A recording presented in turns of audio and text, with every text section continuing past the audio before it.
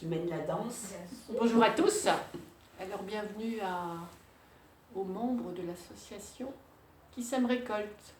Contente de vous retrouver. Donc bonjour Anita. Bonjour. Elisabeth. Bonjour. Et notre cuisinier. Bonjour. Anita, contente aussi que tu nous reçois. Donc on va reprendre une séance de yoga tout en douceur, hein, surtout. Je crois que la douceur et la bienveillance sont de mise en ce moment. Oui. D'abord par la saison, parce qu'effectivement l'hiver, on a tout intérêt effectivement à être très, très doux avec son corps.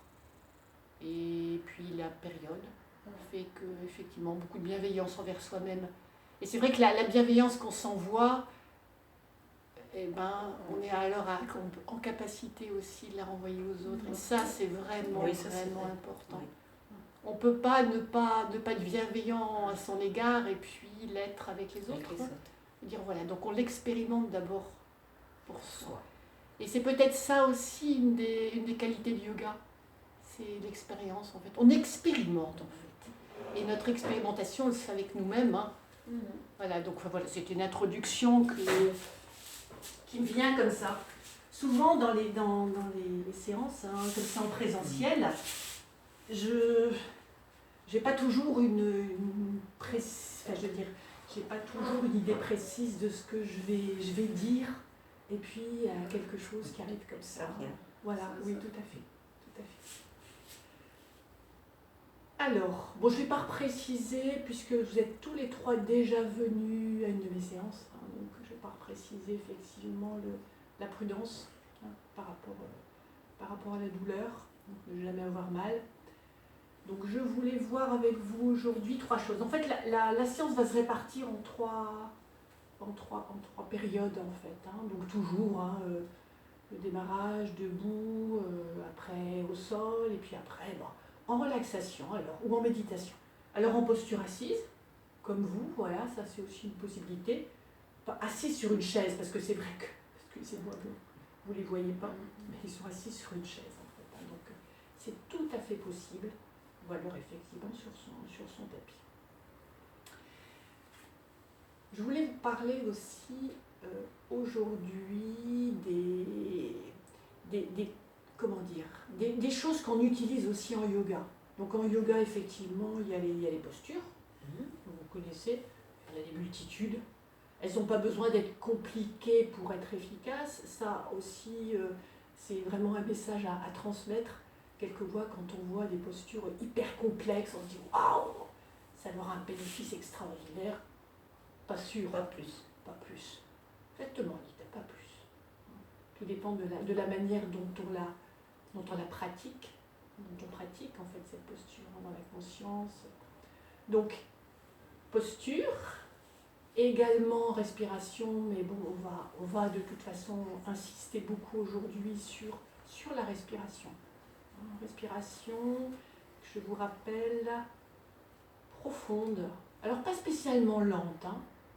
C'est-à-dire le fait d'avoir une expiration profonde va permettre de bien vider les poumons, va permettre également de faire un massage au niveau des organes internes. Donc ça c'est vraiment, vraiment important. Tu vois, tu parlais tout à l'heure Anita du fait que tu sois un peu stressée. Alors il y a une chose que tu peux faire effectivement, c'est d'expirer profondément. Et tu peux le faire même en 2 temps.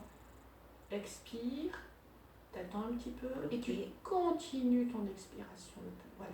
Ça, c'est quelque chose qu'on peut faire au quotidien pour gérer un petit peu mieux son stress.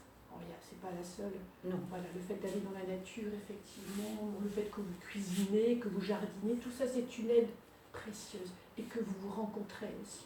Là, on est en tout petit comité, mais voilà, on est là ensemble. Et ça, c'est quelque chose qui est vraiment, vraiment aussi important. Et c'est sûrement la plus grande souffrance actuelle, hein, le fait d'être séparés un petit peu les uns des autres. Donc, respiration, posture, on appelle asana. Quand une posture est immobile, on l'appelle asana. C'est le nom sanskrit, en fait, asana. D'accord. Et également, et c'est à la demande d'Anita, ce qu'on appelle des mantras. Les mantras ont des sonorités particulières et amène effectivement l'énergie aussi de circuler avec des vibrations particulières. Donc là, bon, moi j'ai pas une grande expérience des mantras, j'aime bien les choses que je comprends en fait. Donc là, c'est les expirations sur des voyelles. Donc la voyelle A qui sera, voilà, A qui est là, qui en fait la voyelle la plus aiguë par rapport aux autres. J'aurais dû commencer par les plus basses, mais peu importe. Donc là, il y a bien la voyelle A qui va surtout nous connecter en fait à notre chakra ici au niveau de la poitrine qu'on appelle Anahata chakra, milieu de la poitrine. Donc dès qu'on respire, on travaille sur ce chakra-là. Donc à la limite, je veux dire, dans toutes les séances de yoga, on travaille toujours sur ce chakra-là, l'ouverture du cœur. D'accord ?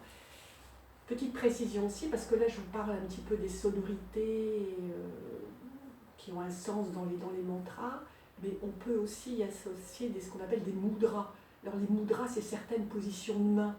Alors justement, pour agir à ce niveau-là, c'est ce mudra-là que j'utilise de temps en temps, hein, qui est qu'on appelle Ajmanjali Mudra. Et quand on le met comme ça devant sa poitrine, en fait, c'est le chakra qui va apporter paix, voilà, paix et amour en fait. C'est ce qu'on appelle ça, c'est le chakra, non pardon, c'est le mudra en fait du remerciement en fait. Enfin bon voilà, c'est pour vous donner une explication sur ce chakra que j'utilise de temps en temps. Donc, voyelle A à ce niveau, au milieu du ventre, ça sera la voyelle O. Donc là, au niveau du chakra numéro 2, et qu'on appelle en fait Svadhisthana chakra. Svadhisthana chakra. La dernière fois, je ne me souvenais plus du nom, Anita. Ah, donc c'est le chakra numéro 2. Alors si on pouvait utiliser deux mots pour le traduire, c'est le chakra du ressenti et des relations avec les autres. Voilà, je ressens. Alors il y a par exemple aussi des respirations qui peuvent travailler sur ce chakra-là. Par exemple, Patalabhati, ça vous dit quelque chose? Non. Patalabhati, non. Kapalabhati, pardon, je ne m'exprime pas bien en plus. Kapalabhati, c'est une expiration courte et forcée. C'est le fait de faire. D'accord. Ça agit sur ce chakra-là. Voilà. Donc, voyelle O. Merci Anita. Elle m'écoute. Hein. Le fond de classe n'écoute pas. Nous, on est concentrés. Et on dit, nous, on est concentrés. Alors, plus bas, ça sera la voyelle U. Donc, le son est encore plus grave. Donc là, on va vraiment avoir un travail en fait sur le premier chakra, Muladhara chakra. Le chakra racine en fait. Hein. C'est le chakra, si on pouvait le traduire en deux mots, c'est je suis. Donc c'est un chakra très très important, je vous en ai déjà parlé peut-être de ce chakra-là. J'avais fait un petit podcast là-dessus. Donc c'est le chakra de l'ancrage en fait, d'avoir les pieds sur terre, d'être bien dans son corps. Et c'est sûrement la première étape du travail en yoga. Donc voilà un petit peu sur... je ne sais pas si c'est clair pour vous. Ça va aller. Ça va aller. Oui, c'est pas la peine de surcharger, c'est déjà pas mal. Je prévois souvent plus. Mais non, on ne va pas les retenir. On va retenir Non, le A, rien qu'à le le dire O, le avec, U. Ouais. en pratiquant et puis... Tout à fait. Donc le O dans le U le plus bas possible. Le O ici le A. et le A. On monte en fait. Hein, on monte. Et c'est pareil pour les mudras. Ben, c'est simplement... Qu'est-ce que je ressens quand je mets mes mains comme ça? Est-ce qu'il se passe quelque chose pour moi? Est-ce que ça change quelque chose pour moi? C'est comme le mudra de la concentration, ou ouais, l'ouverture des mains, ou celui-là, vous savez, qu'on fait à la fin. Voilà. Vous le faites ou vous ne le faites pas? Qu'est-ce que ça change si je mets mes mains comme ça? Est-ce que ça change? Donc, ça circule quand je mets mes mains comme ça. Voilà, ça c'est chacun son ressenti. Chacun son ressenti. Ça, quand je fais le remerciement, et après j'ouvre les mains. Et... Ouf. Ouais. Après, on est tous différents. Donc, après bon. j'attaque ma journée. Bon, je vais vous inviter à ce moment-là à vous mettre debout ou à rester assis. Faites vraiment selon vos possibilités du moment.